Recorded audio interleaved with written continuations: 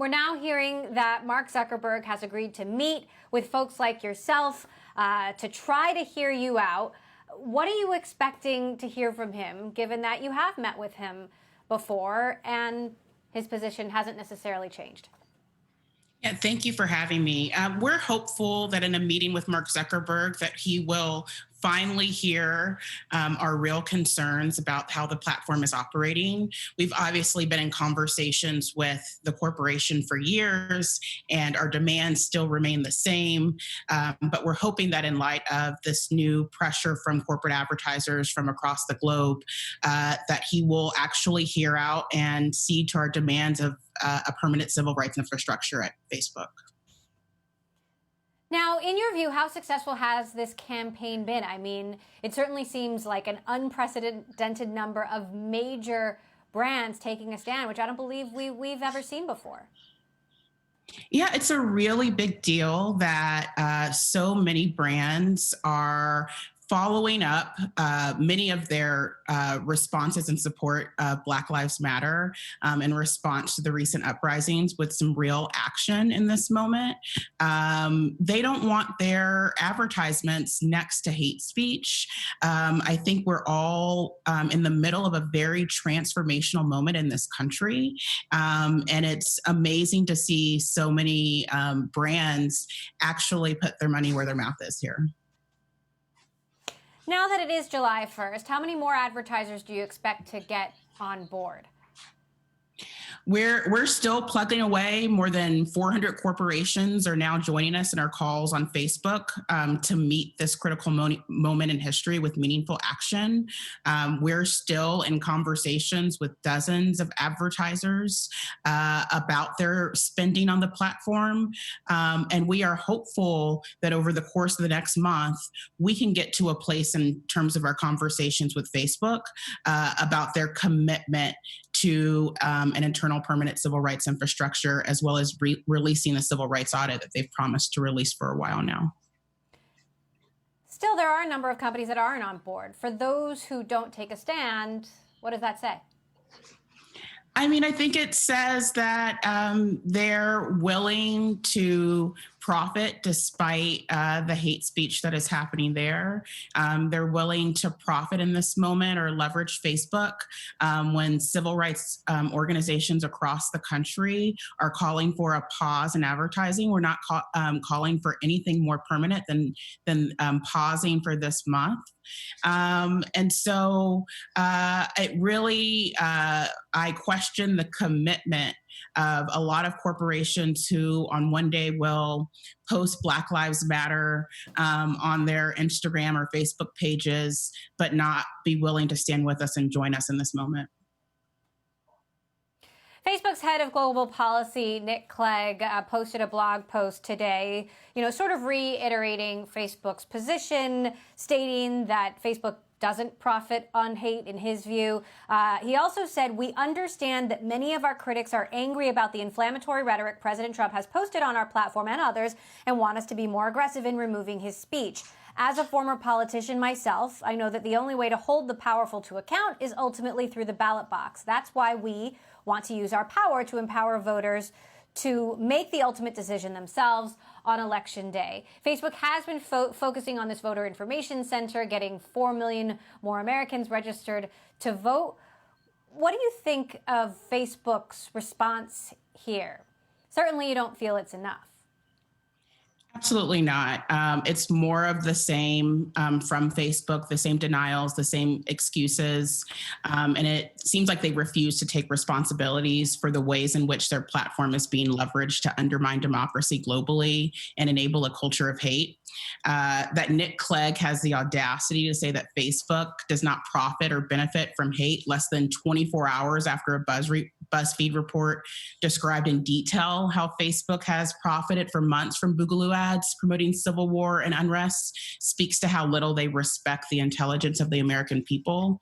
And even after Mark's disingenuous announcement that they would remove disinformation from politicians, Facebook's PR crew scrambled to add that even with the rule changes, Trump's content would still not be removed. And so while it is great and a testament to the true power of Facebook that they are making this commitment to register voters and provide voter information, that effort to uphold democracy is undermined by their unwillingness to actually check some of the rhetoric that spreads misinformation about our democracy.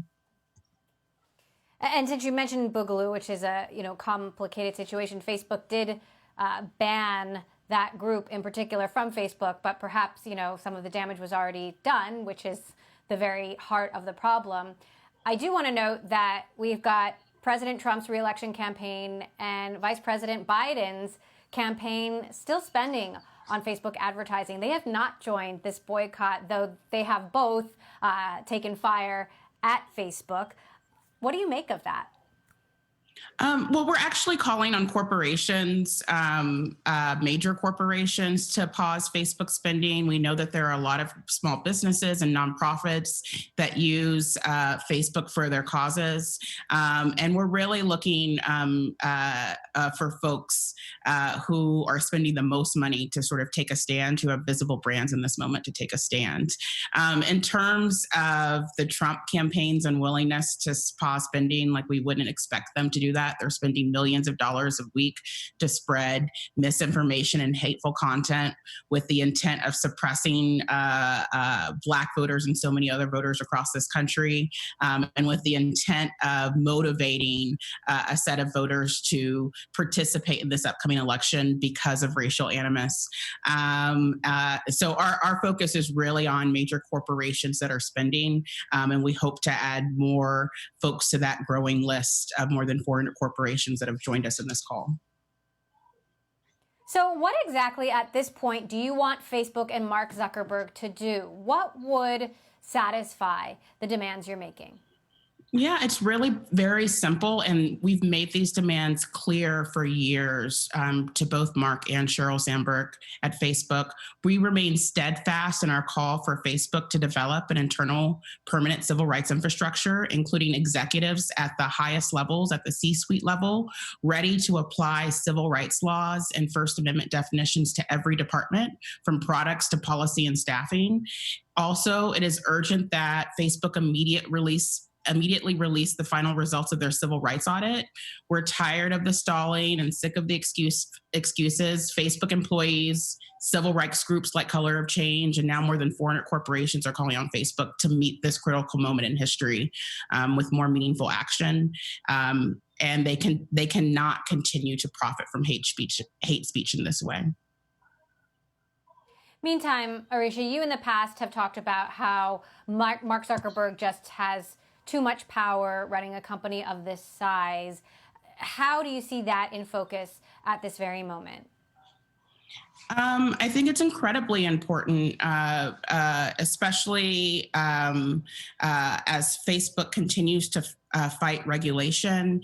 It is clear that they are unable to police their platform. It is clear that they are so big that it is important that power isn't centralized in one person.